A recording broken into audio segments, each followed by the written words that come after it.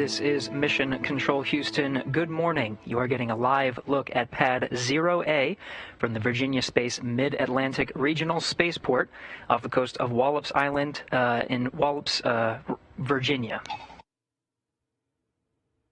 Poised on top of the pad is the Antares 230 Plus rocket. On top of that is Northrop Grumman's Cygnus cargo vehicle and 8,000 pounds of research, fresh food, technology demonstrations, and supplies. This is Northrop Grumman's CRS-15 mission, and the destination today is the International Space Station. LC, GNC-1, OrbNav. We're currently inside 36 minutes from liftoff today. Time of liftoff is scheduled at 11:36 and 49 seconds a.m. Central Time, 12:36 p.m. Eastern Time. Counting down, that is the opening of a 5-minute launch window for today. Today is February 20th, 2021, coinciding with the 59th anniversary of John Glenn's Mercury flight. He was the first American to orbit the Earth. Propellant loading operations. Getting a live look at the rocket, you can start to see some conditioned air billowing off the sides of the Antares first stage rocket. That first stage is already loaded with its fuel, liquid oxygen, and RP-1 kerosene. Second stage is a solid rocket motor.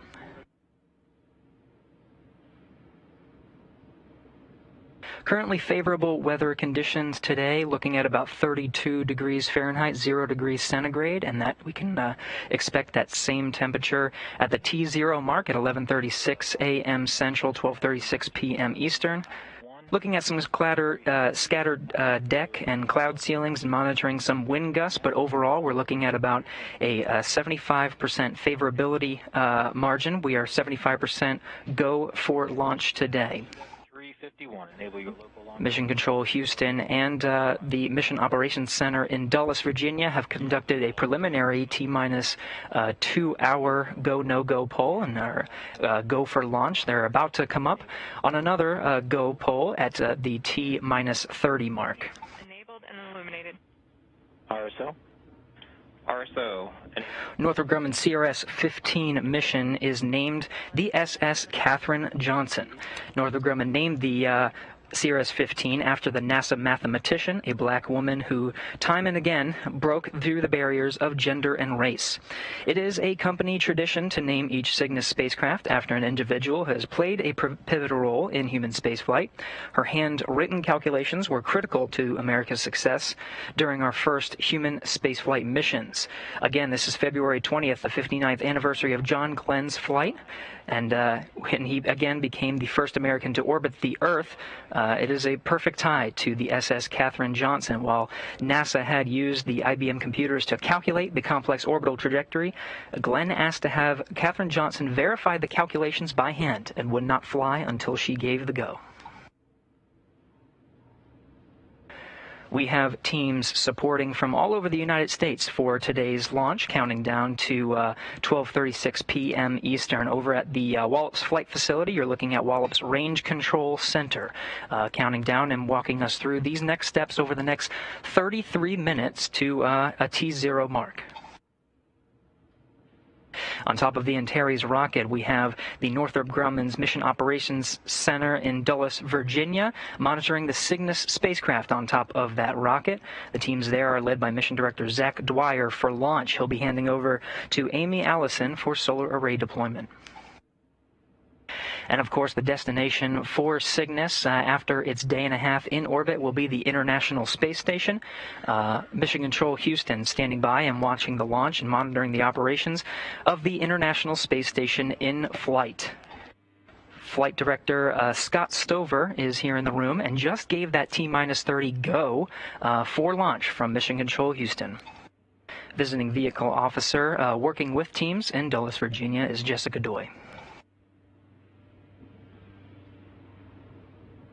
Now, of course, the primary job for today is watching for the launch and making sure everything is go for launch, but we do have 24/7 hour operations for onboard International Space Station operations. We are in a weekend, but the crew on board is enjoying a day off, a day of cleaning, and some exercise, and of course they'll be watching today's launch. From left to right, we have the Expedition 64 crew, NASA astronaut Kate Rubins and NASA astronaut Victor Glover, Japan Aerospace Exploration Agency Soichi Noguchi, and then ISS Commander Sergei Ryzhikov.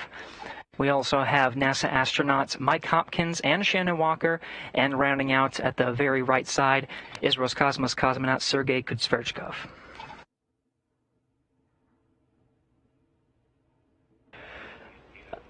Again, we just came to Mission Control Houston while polling a go for launch at T-minus 30 minutes. Currently tracking no issues with the Antares rocket either. And Mission Operations Center in Dulles, Virginia is also tracking everything is healthy with the Cygnus vehicle on top. Now coming up on 30 minutes to launch. Joining us for today's broadcast from Northrop Grumman, we'll be welcoming Christina Halona, Antares Systems Engineering Program Manager, to walk us through some of the features and milestones for today's launch. Christina, welcome. Thank you, Gary. I'm happy to be here and welcome all of you watching here in the United States and around the world to see a successful Antares launch and Cygnus mission to the International Space Station. Wonderful. We're getting a look at the pad now, looking at the Antares rocket, billing off some conditioned air. Tell us about this rocket, Antares 230 Plus. Yeah, so Gary, the Antares 230 Plus vehicle is an upgrade to our previous Antares 230 vehicle, which was under the previous CRS-1 contract. This NG-15 mission marks Northrop Grumman's fourth cargo service under the CRS-2 contract, with NG-12 being our very first Antares 230 Plus mission, which was flown in November of 2019. The differences between the 230 and 230 Plus are the upgrades to the Stage 1 core, which has lighter composite structures and an optimized second stage motor. The upgraded Stage 1 core allows Antares engines to perform at full thrust throughout most of the first stage profile. The 230 Plus vehicle also has a cargo mass flexibility in which the Cygnus mass can be defined with agreed upon constraints, of course, but no later than 24 hours prior to launch. So speaking of cargo, another capability of the Antares 230 Plus rocket is that Antares can perform late load operations by the unique pop-top fairing and specialized ground equipment. If you look closely at Antares, you can see the nose of the rocket, and you'll be able to see the little pop-off that we have there, and that can be removed for the late cargo load. And Antares having the ability to do a late load cargo load 24 hours before launch, we're able to support critical research experiments for NASA. And with all this talk about cargo, the Antares vehicle is carrying approximately 8,200 pounds of cargo to the space station aboard the Cygnus spacecraft. And we at Northrop Grumman are very proud of our Antares 230 Plus rocket and are dedicated to providing the best value to our customer in support of our critical mission, of their critical missions. Now, Christina, we're getting some footage from earlier when we were performing that late load capability. This is a good view of that pop-top fairing. From what I understand, Christina, this is near max capacity. We're over 8,000 pounds inside Cygnus. Tell me about how Antares is ready to carry such a mass to the International Space Station. Yes, Gary, you're correct. Cygnus is near max capacity at 8,200 pounds for this mission. The Cygnus team has been preparing the last few years of an upgraded system to not only add more cargo, but also add more capability to the spacecraft itself to support powered payloads. Cygnus has implemented additional communications and telemetry equipment to connect scientists with their experiments throughout the mission from liftoff to arrival at the International Space Station. All of these enhancements point us toward a long-term goal of growing Cygnus capabilities beyond the space station resupply missions. We also see Cygnus as a strong building block and valuable commercial partner for the next generation vehicle that will go to the moon. And Gary, as you mentioned before, Cygnus, we're so happy that we're able to honor Katherine Johnson for this mission and named her for NG-15. You know, as you mentioned before, Katherine Johnson was an amazing NASA mathematician, and she broke many barriers, including race and gender, while working for NASA, and delivered critical calculations for a very important mission that happened on this day. I just also want to mention, you know, as a Native American and from the Navajo Nation, Katherine Johnson was an inspiration for me and countless others to pursue degrees in aerospace, in the aerospace industry. So I'm very honored to be part of the Human Exploration Program, and I also hope to inspire others as Katherine Johnson has to reach the stars when setting their goals. So very happy to be here. Very good. Christina Halona, thank you for joining us. We'll come back to you here shortly to walk us through some of these upcoming milestones we have, including counting down to that launch mark at 12:36 p.m. Eastern, and, of course, walking us through ascent. We're going to go through some of the great cargo on board. This is a nice graphic that shows exactly what's on board Cygnus. We're talking over 8,000 pounds, nearing 8,400 pounds of cargo, including pressurized and unpressurized. You can see just more than 2,400 pounds of that are scientific investigations, and there are quite a number of them. First is the Spaceborne Computer 2. Now, due to a need to prioritize reliability over performance, computing capabilities in space are reduced compared to capabilities on the ground. This can create challenges when transmitting data to and from space. Although relying on ground-based computers is possible for exploration on the Moon or to low Earth orbit, the solution will be a little bit more difficult for exploring farther into the solar system. So in 2017, the Spaceborne Computer study ran a high-performance commercial off-the-shelf computer in space with the goal of having the system operate seamlessly for a year. It successfully performed more than 1 trillion calculations per second for 207 days without requiring a reset. The Spaceborne Computer 2 will build on the success of this first study, exploring how off-the-shelf computer systems can advance exploration by processing data significantly faster in space with edge computing and artificial intelligence. This experiment plans to demonstrate that Earth-based data processing of current station science data can instead be performed on the station. Eliminating the need for researchers to send the raw data back to Earth for analysis could speed scientists' time to insight from months to minutes.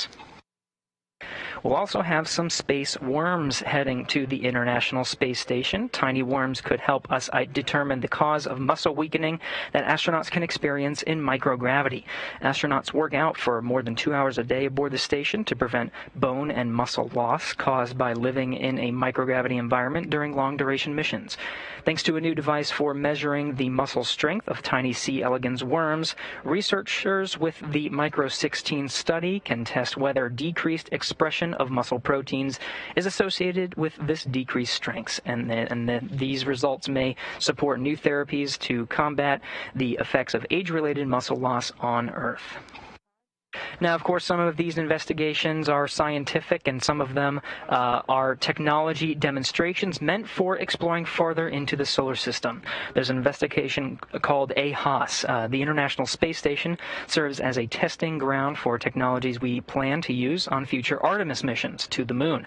Now, the AHOS investigation from NASA puts to the test some tools planned for use on the crewed Artemis 2 mission that will orbit the Moon. Built as a primary radiation detection system for the Orion spacecraft, the Hybrid Electronic Radiator Assessor, or HERA, was modified for operation on the space station.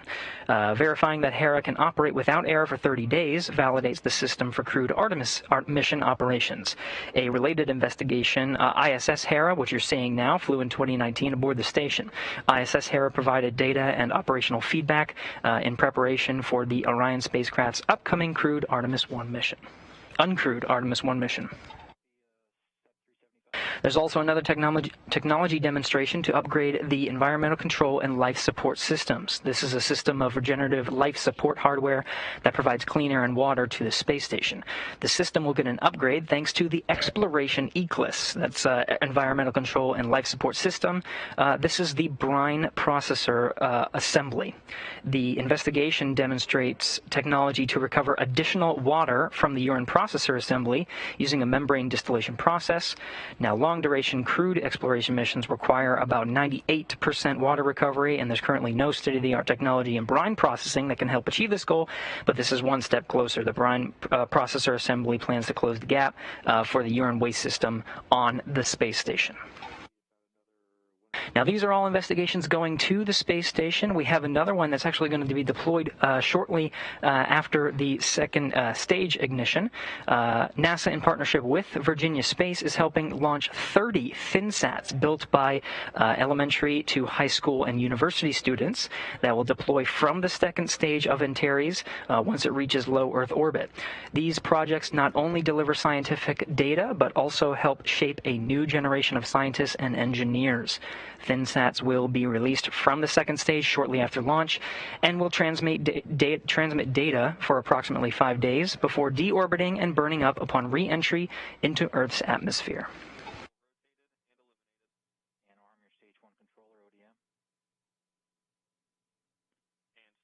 Again, currently tracking no issues to launch. Antares and Cygnus looking good at the Mid-Atlantic Regional Spaceport on Pad 0A. You're looking at a live shot from Virginia.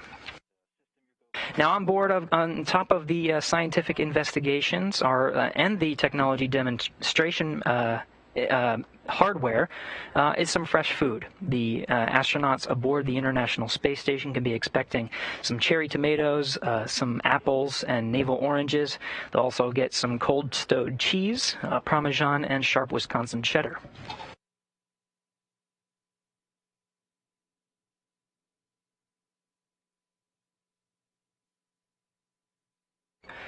Christina Helona, we are coming up on 20 minutes to launch, counting down to the launch window opening at 12:36 p.m. Eastern, 12:36 and 49 seconds. That's at the opening of the window. Tell us about some of the milestones that Antares has gone through up until this point and will go through to the T0 mark. Sure, Gary. So approximately 5 hours ago, of course, our amazing launch team arrived at Wallops Island in Dallas, Virginia, and Chandler, Arizona, in preparation for launch. The team at the launch pad will also went through their checks prior to evacuating the site, and then shortly after, we went through our pre-power-up verifications right before we power up the Antares vehicle. Once we power up Antares, we run various tests and checks to ensure all is working well on the vehicle prior to doing our propellant loading. The team also gets various weather updates and range updates to ensure weather and range is clear for launch as well. At this point in time, it's about 10:17 a.m. We're just finishing off the tail end of the propellant loading operations. Once this is complete, the team will top off the propellant and we'll do some fuel adjustments. Then we'll do a final go, no-go poll. It's completed, and we'll proceed to the final countdown to launch. And then at approximately 3 minutes prior to launch, you'll hear that the auto sequence was initiated. This is where the Antares internal flight computers take over and commands the vehicle.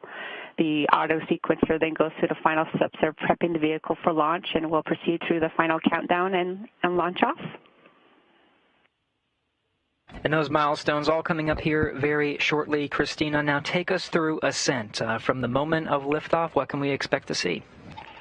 Okay, so Antares will have a stage 1 ignition at T-0, and we'll lift off shortly after. The main engines will burn for approximately 200 seconds, and then we'll go into MECO.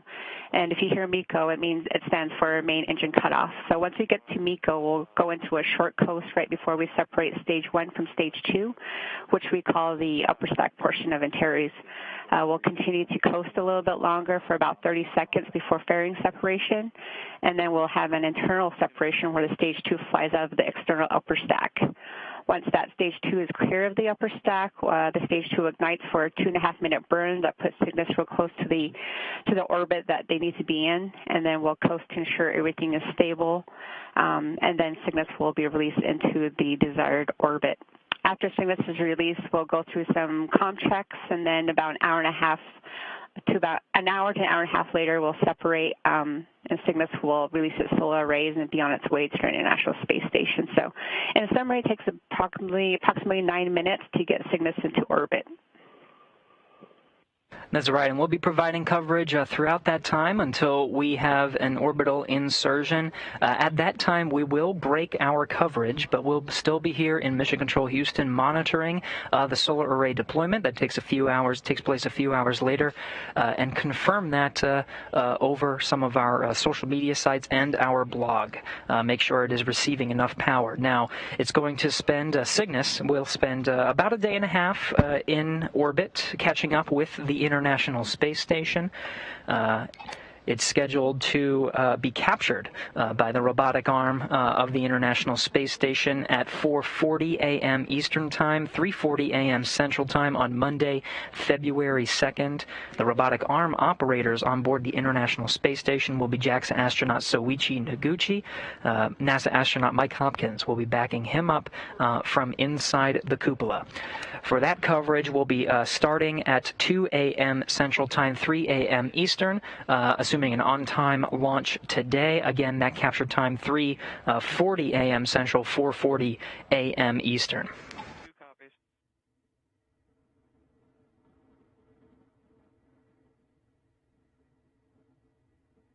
Once Cygnus arrives on orbit, it will be one of the several visiting vehicles to be attached to the International Space Station.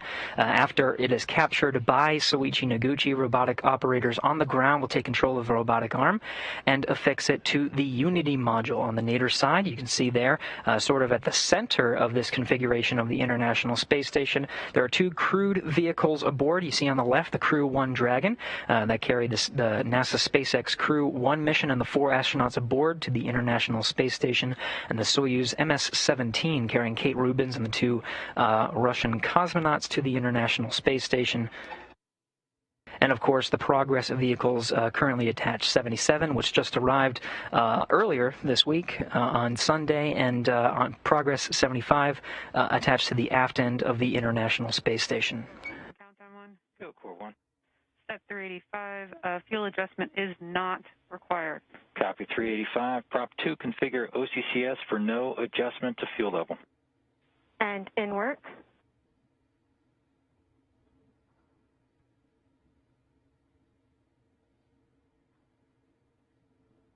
And LC Prop 2, OCCS configured for no adjustment to fuel level. Copy that. Check 386.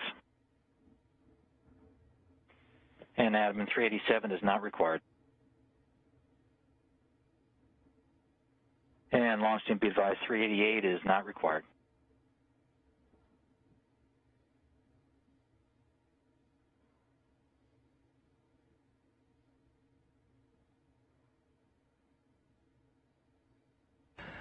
This is Mission Control Houston coming up inside 15 minutes, counting down to 14. We're still tracking our launch at the opening of the 5-minute window, 12:36 and 49 seconds p.m. Eastern Time over in Virginia, 11:36 a.m. Central Time here in Houston.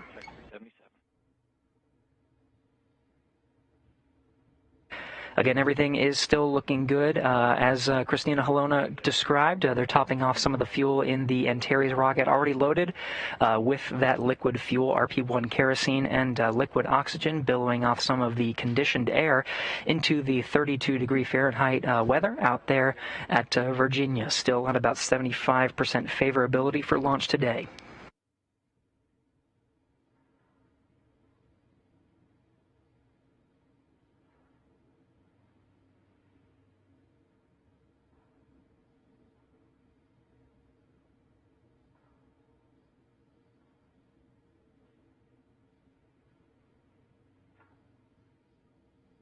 LC, this is CMD. Cygnus is in launch mode and nominal. Copy that, CMD.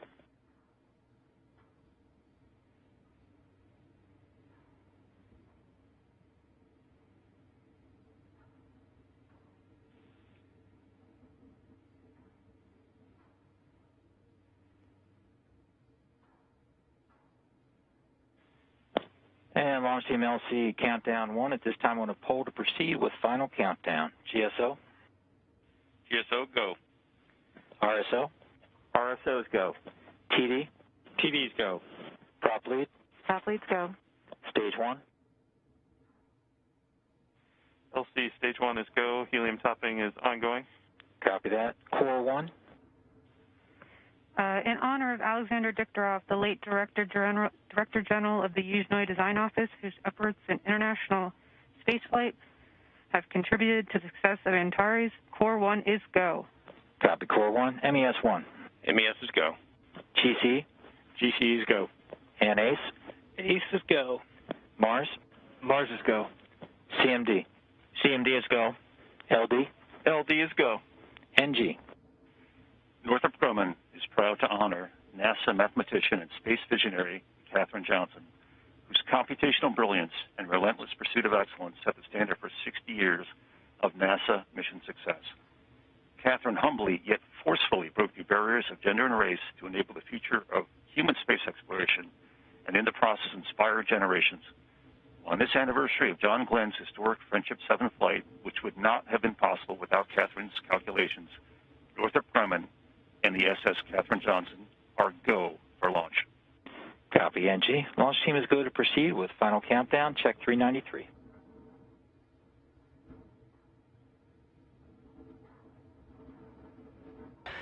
Coming up on 11 minutes to launch. You just heard that poll. We are go for launch. Again, continuing to watch that weather, but targeting still the opening of our 5-minute window at 12:36 and 49 seconds p.m. Eastern Time. Christina Halona, if you're still with us, hearing some of the words coming from the Mission Operations Center and all the teams working so hard on this mission, tell me about some of your thoughts as we're coming up on inside 10 minutes to launch. Hi, Gary. Yeah, so our teams spread out all across the United States in Wallops, Dulles, and Chandler. The entire team is, in these final moments, are looking at our various telemetry data to make sure the health and status of the vehicle are within constraints. As you just heard, there was a no-go poll of our Antares chief engineers, safety officers, and leaders to continue the countdown. And we'll continue to monitor the telemetry stream and make sure Antares is healthy and ready to go for launch here in a few minutes. And we're coming up on that shortly. Vehicle systems look healthy, and we're still 75% favorable. And again, we're targeting the beginning of that 5-minute window. So now that we've conducted that final go no go at the T-minus 10-minute mark, we'll be counting down to about T-minus 5. Antares will switch to internal power at that time, and just a little more than 3 minutes will be the auto sequence handoff to terminal count. The computers will take over for the final steps to get us to launch at the opening of that window. Ops 1, ACS VDMs, internal power on.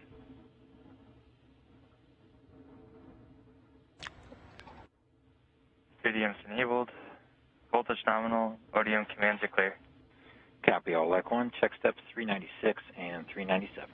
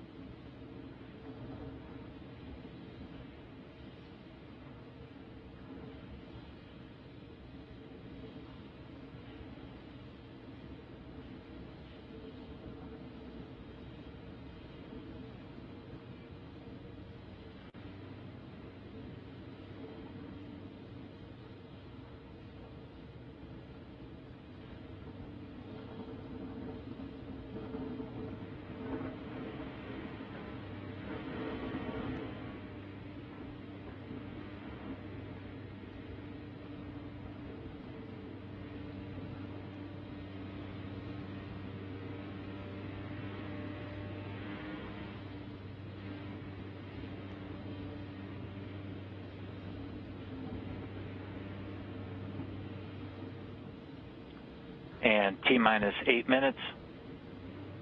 Mark.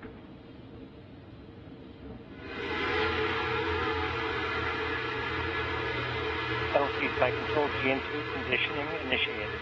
Copy, site control. Check 399.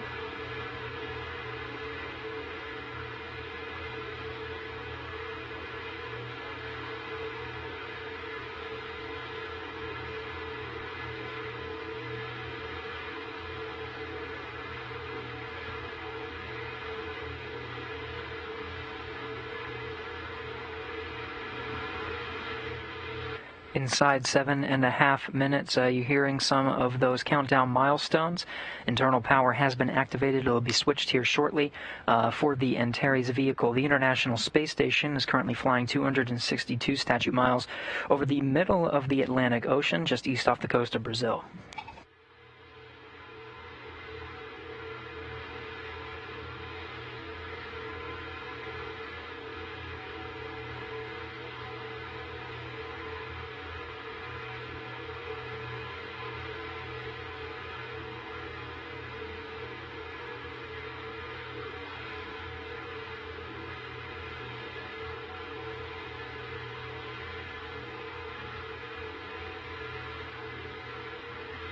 And LC, this is top lead, VTSO activation verified.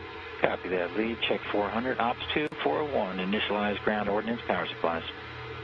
LC Ops 2, ground ordnance power supplies initialized. Roger that.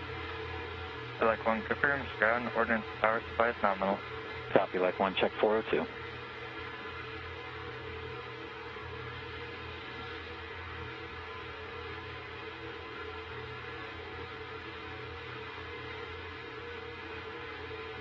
T-minus 6 minutes.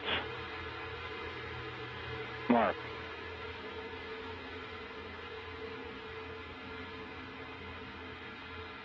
Now inside 6 minutes to launch. Again, targeting the beginning of the 5-minute launch window at 12:36 p.m. Eastern Time. Christina Halona, as we enter these final minutes up until launch, any final words before we let you go and follow the operations for launch today? No, I'm just thankful to be here, and I appreciate the invite, and I'm looking forward to successful launch. Go Antares.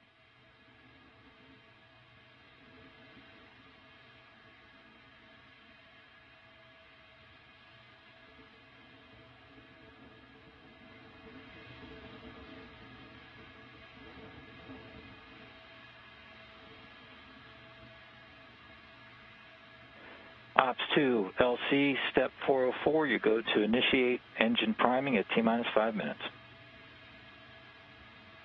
LC Ops 2, engine priming started. And Ops 1, transfer avionics to internal power. Avionics, internal power on.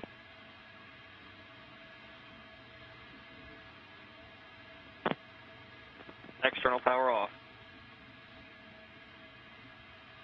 Now inside 5 minutes to launch, Antares is now switched to internal power. Christina Halona, thanks for joining us today. But of course, she's going to be busy over these next critical milestones here. Now that we're inside 5 minutes and switch to internal power, the next major milestone is coming up just a little over 3 minutes. We'll begin the auto-sequence handoff to terminal count. The computers will take over, and Antares will be counting down with those computers automatically to launch, targeting again 12:36 and 49 seconds p.m. Eastern Time.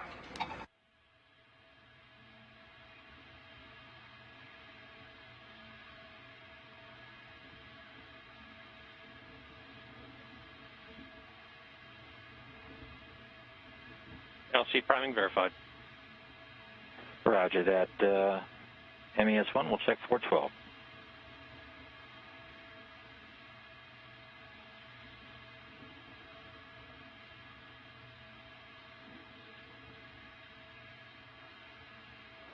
And we're now in terminal count.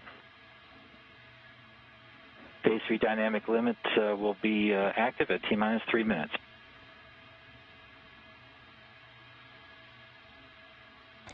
3 minutes and 15 seconds until launch. Terminal count targeting that exact liftoff time, 12:36 and 49 seconds. Tanks will be pressurized at about T-minus 40 seconds, and we'll be counting down to T0. Everything's good for launch today. Auto sequence start. ODM bus voltages and currents in nominal. Copy all, like 1. GNC-1, step 418, verify ready for nav mode. LC GNC-1, orb nav, ready for nav. And Ops 2, you go to switch to nav. LC Ops 2, switch to nav. Orb nav telemetry verified. Copy all. Check 419 and check 420. TLM, you can switch link 41 to open loop. LCTM copy. Link 41 open.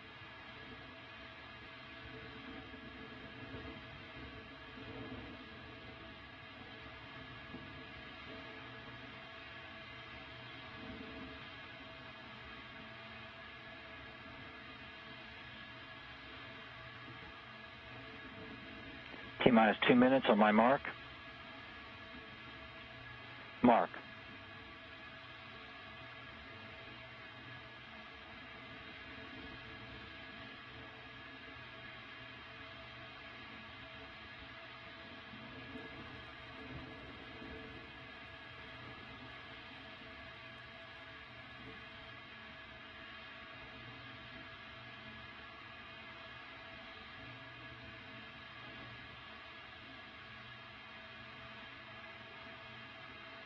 T-minus 1 minute, 30 seconds.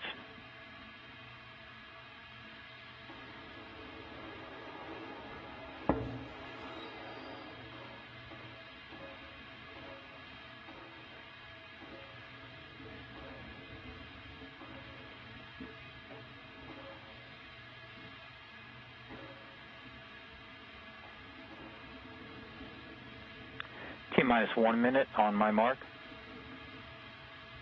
Mark.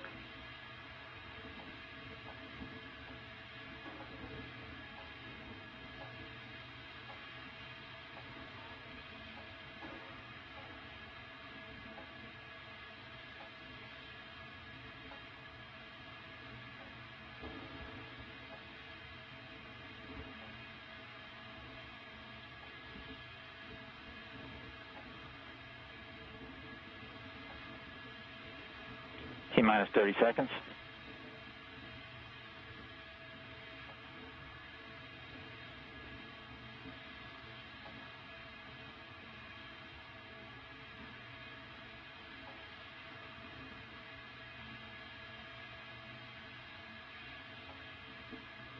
T-minus 10. 5, 4, 3, 2, 1. We have engine ignition. Main engine start. And we have liftoff up in Antares for NG-15 mission, the Wallops flight facility. Engines are at 100%. Attitude, core pressures, and vehicle subsystems are nominal. The SS Katherine Johnson takes flight on this, the 59th anniversary of John Glenn's Mercury flight, carrying 8,000 pounds of cargo to the International Space Station. Good performance on the first stage so far. Engines at 100%, all systems nominal.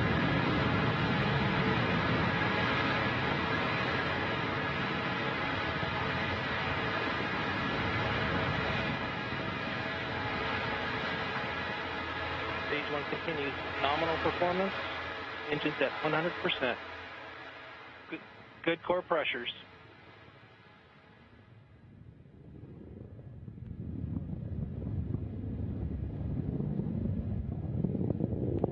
Engines remain steady, attitude nominal.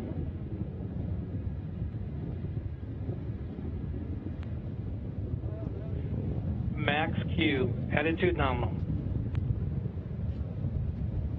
First stage passing through the area of maximum dynamic pressure on the rocket. 90 seconds into the flight.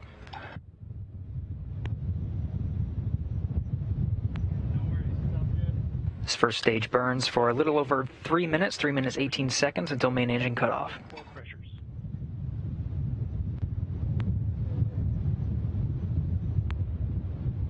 About 90 seconds to stage 1 burnout.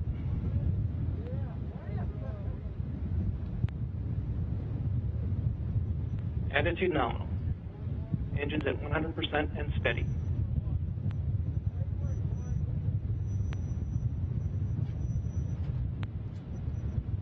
T plus 2 minutes.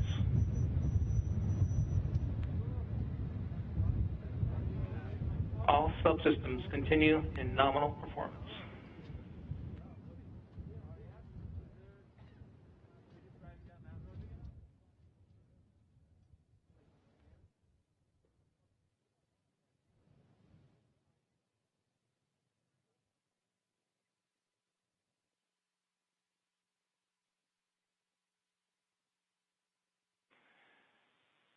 All subsystems are nominal.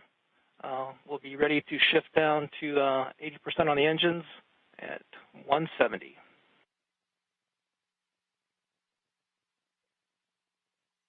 Start of slow throttle down.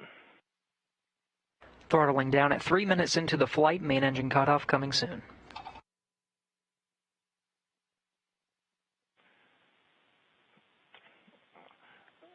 Throttle down to 55%.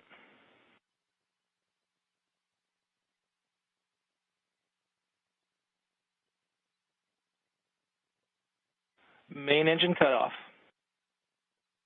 We have MECO. Antares entering into a coast stage. Fairing separation will occur about 30 seconds later.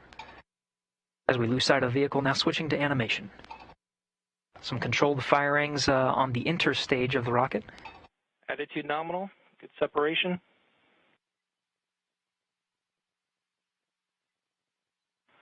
"20 seconds to stage 2 ignition.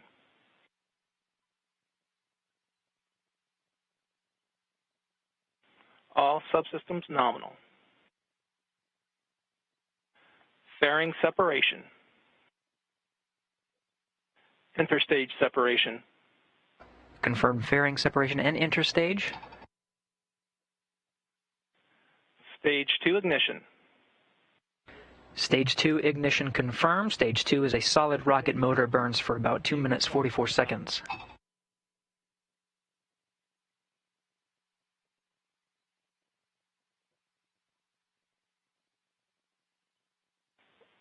Stage 2 will continue to burn for another approximately 2 minutes.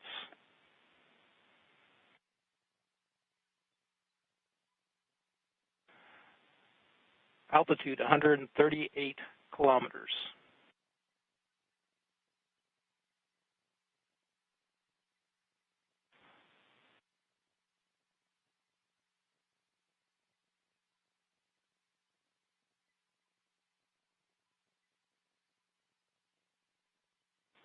Mission time, 300 seconds.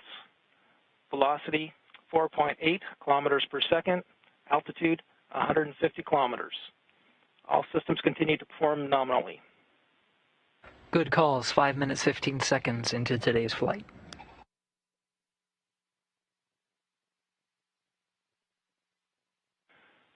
Stage 2 motor pressure, nominal.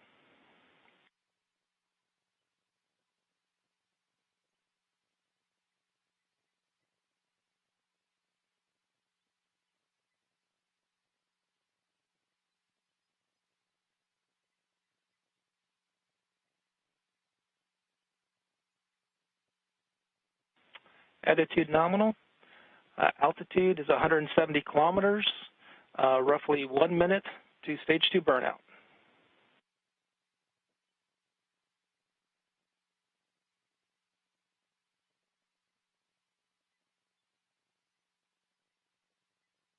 All stage 2 and GNC parameters continue to be nominal. 6 minutes 15 seconds into the flight, coming up on stage 2 burnout of that solid rocket motor. That'll initiate a 2-minute coast period until second stage separation.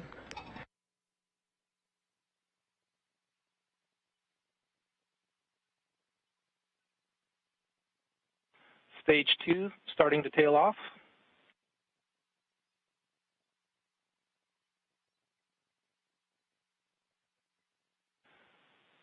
Roughly 15 seconds to burnout.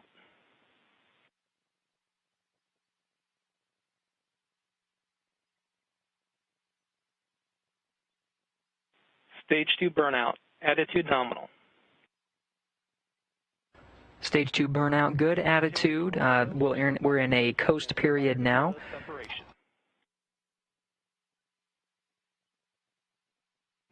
Cygnus exposed after that fairing separation, and will continue to carry the second stage with it until about 9 minutes into the flight. Attitude nominal.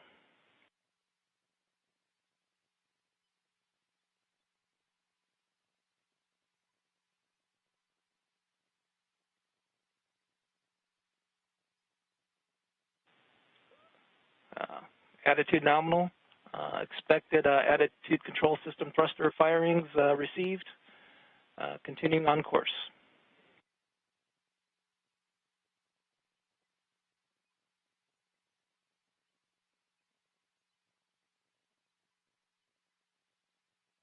Roughly 1 minute to payload separation. Altitude 185 kilometers. Velocity 7.5 kilometers per second.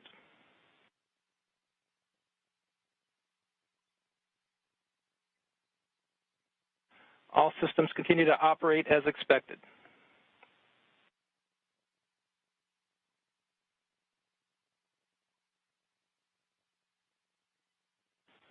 Approximately 30 seconds to spacecraft separation.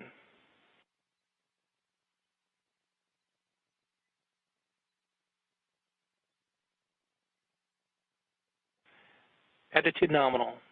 Systems continue to perform as expected. Attitude corrections maintaining expectations.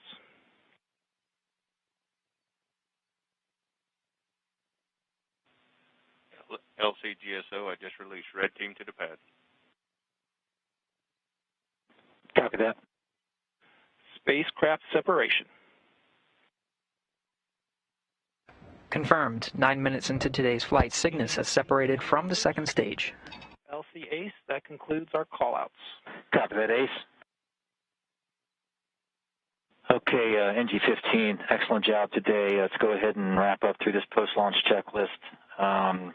And Prop 1, can you report on status of pulse purging? Pulse purging has just started. Copy that. We'll check 430.